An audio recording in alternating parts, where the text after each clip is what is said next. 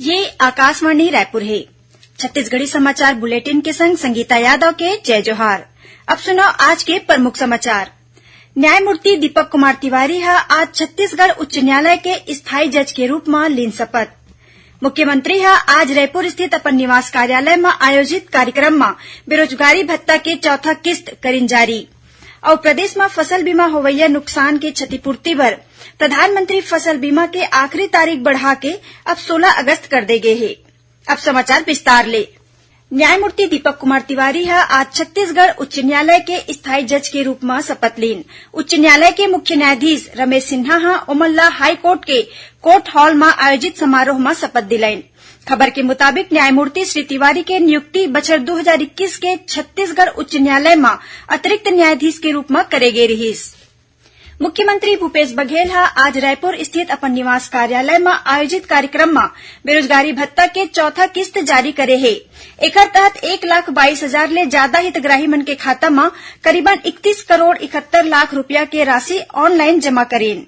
ए मौका में मुख्यमंत्री कहिन कि युवा मन ला रोजगार ले जोड़ना राज्य सरकार के प्राथमिकता हरय और एकर बर सरलग प्रयास करत है।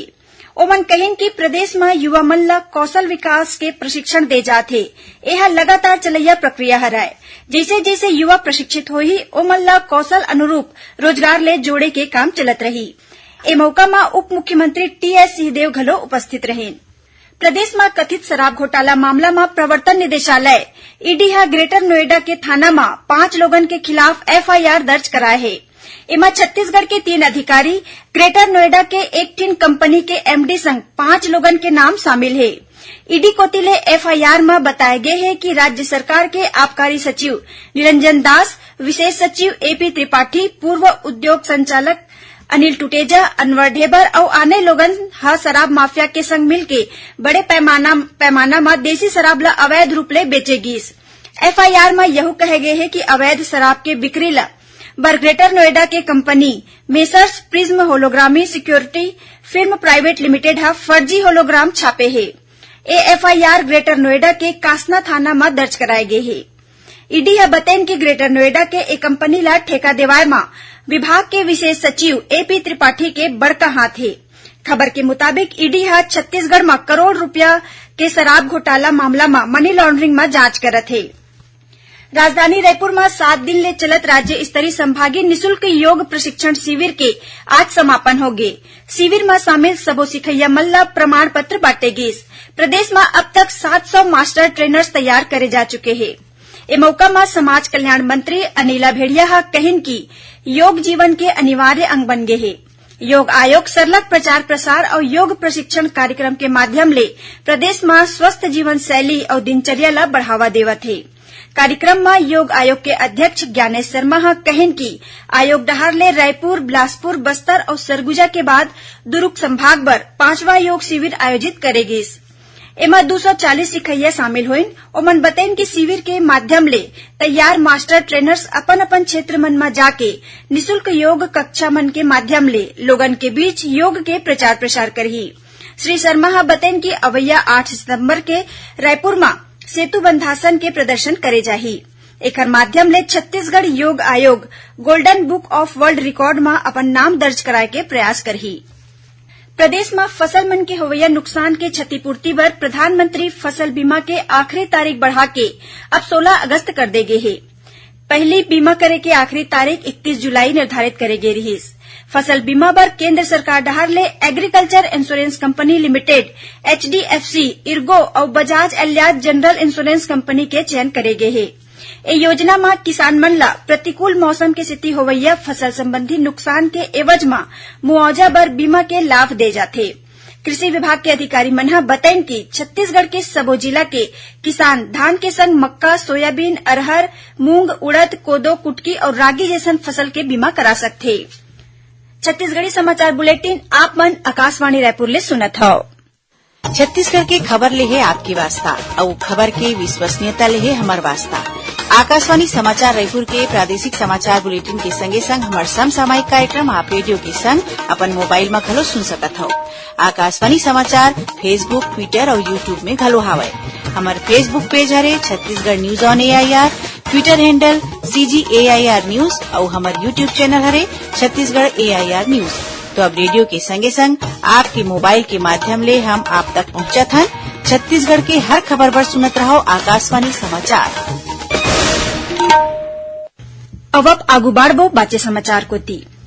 छत्तीसगढ़ और मध्य प्रदेश के कृषि विज्ञान केंद्र मन के 2 दिन के कार्यशाला राजधानी रायपुर के इंदिरा गांधी कृषि विश्वविद्यालय में हुई। कार्यशाला के उद्घाटन केंद्रीय कृषि संसदीय समिति के सदस्य और सांसद मोहन मंडावी करीन। ए मौका में श्री मंडावी जैविक खेती ला जोर दिन। ओमन वैज्ञानिक मन ला कृषि ले जुड़े विषय मन में किसान मन ला स्थानीय भाषा में सलाह देके अपील करीन। उन्हें केंद्रीय बैरानी कृषि अनुसंधान संस्थान हैदराबाद के निदेशक डॉक्टर VK सिंह कार्यशाला में प्रदेश और छत्तीसगढ़ के निकरा परियोजना के तहत गांव में चलत गतिविधि के जानकारी दिन। संगे संग ओमन बदलत तापमान और अनियमित वर्षा की स्थिति, फसल उत्पादन में कमी और जलवायु परिवर्तन के आने दुष्प्रभाव ले निपटे के रणनीति के बारे में बताइन। खबर के मुताबिक छत्तीसगढ़ में ए परियोजना के तहत 3 कृषि विज्ञान केंद्र दंतेवाड़ा, भाटापारा और बिलासपुर ला चिन्हित करे गए हैं। प्रदेश में लइकामन के पोषण स्तर के जांच बर काली ले आंगनबाड़ी केंद्र मन में वजन तिहार मनाए जाही। 13 अगस्त तक चलैया ए तिहार के दौरान शहरी और ग्रामीण क्षेत्र मन के आंगनबाड़ी केंद्र मन में पालक अपन लइका मन के वजन करा सकी।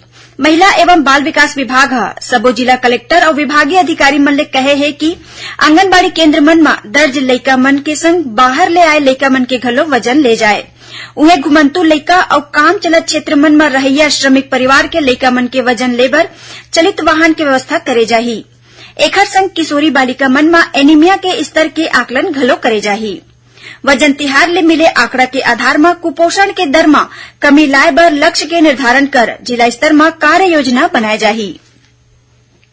काली 1 अगस्त ले विश्व स्तनपान सप्ताह मनाए जाही। ए मौका में अदानी फाउंडेशन डहर ले रायपुर जिला के 5 गांव रायखेड़ा, भाटापारा, गैतरा, चिचोली और गौरखेड़ा में सुपोषण कार्यक्रम के तहत कतकोन जागरूकता कार्यक्रम करे जाही। एकर तहत आंगनबाड़ी कार्यकर्ता मन के संग मिलके कुपोषित लइका मन के पहचान कर पोषण आहार के जानकारी दे जाही। संगे संग इस संबंध में जन जागरूकता रैली घलो निकाले जाही। प्रदेश में 2 अगस्त ले मतदाता सूची के दूसरा विशेष संक्षिप्त पुनरीक्षण कार्यक्रम शुरू होही। ए दौरान सूची में नवा मतदाता मन के नाव जोड़े और संशोधन के काम घलो करे जाही। ए मौका में ग्राम स्तर में विशेष ग्राम सभा के आयोजन घलो करे जाही, जेमा मतदाता सूची के वाचन होही। संगे संग गांव में मतदाता जागरूकता बर रैली घलो निकाले जाही। उन्हें संक्षिप्त पुनरीक्षण के दौरान 12 और 13 अगस्त संग 19 और 20 अगस्त के मतदान केंद्र मन में विशेष शिविर लगाए जाही। मतदाता सूची के आखिरी प्रकाशन 4 अक्टूबर के होही। अब पेश है मौसम के हाल। मौसम विभाग अवैया 24 घंटा के दौरान प्रदेश के 1-2 जगह मन में गरज चमक के संग आकाशीय बिजली गिरे के चेतावनी दे है। विभाग के अनुसार उत्तर बंगाल के खाड़ी में एक टीन निम्न दाब के क्षेत्र बने हुए है और ऊपरी हवा में एक टीन चक्रीय चक्रवात विस्तारित है। एकर असर ले प्रदेश के कतकुन जगह मन में हल्का ले मध्यम वर्षा होए और गरज चमक के संग छींटा पड़े के संभावना है। इस बीच राज्य में अब तक 486 मिलीमीटर ले ज्यादा औसतन वर्षा दर्ज कराए जा चुके हैं। आखिर में प्रमुख समाचार एक घाव फिर। न्यायमूर्ति दीपक कुमार तिवारी आज छत्तीसगढ़ उच्च न्यायालय के स्थायी जज के रूप में लेन शपथ। मुख्यमंत्री आज रायपुर स्थित अपन निवास कार्यालय में आयोजित कार्यक्रम में बेरोजगारी भत्ता के 4था किस्त करें जारी। और प्रदेश में फसल मन के होवैया नुकसान के क्षतिपूर्ति बर प्रधानमंत्री फसल बीमा के आखिरी तारीख बढ़ा के अब 16 अगस्त कर दे गए है। एकरे संग छत्तीसगढ़ी समाचार बुलेटिन इहे सिरावत है। जय जोहार।